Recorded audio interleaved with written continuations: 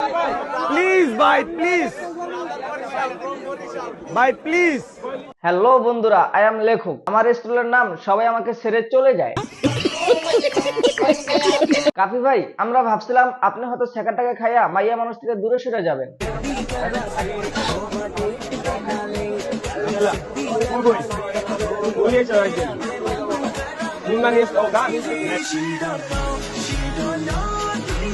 তবে এখন দেখতেছি মাইয়া মানুষকে ইমোশনাল ব্ল্যাকমেল করে আপনি মাইয়া মানুষকে পটানোর চেষ্টা করতেছেন। কেউ একজন আমার ছিল, ওনার হাতে আমি আংটিও পরেছিলাম, তো উনি আমার সাথে চিট করে চলে গেছে।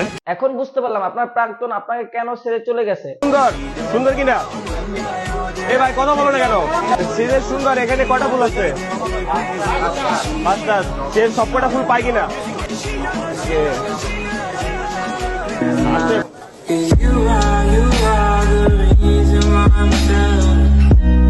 আর ভাই, ওই মেয়েটার পাশে কিন্তু হেজাব পরা সুন্দরী একটা মেয়ে ছিল, আপনি কিন্তু তার প্রশংসা করেন নাই। মিস্টার কাফি ভাই, পর্দাকে প্রশংসা করেন, সারি সুরি মেকআপ ওয়ালা সুন্দরীকে না।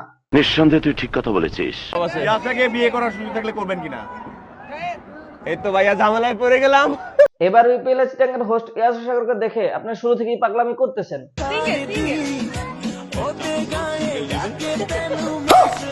তবে ভাই, এখনো সময় আছে, পয়েন্টে আসেন। কি অবস্থা? কি আবার? না বলো আবার। না কেউ শুনেছে না। ওমা, এটা কি? কাফি ভাই, কাছে নিয়ে আস্তে আস্তে বলার কি দরকার? আপনার চরিত্র এখন সবার কাছে ক্লিয়ার। সঠিক বলেছেন।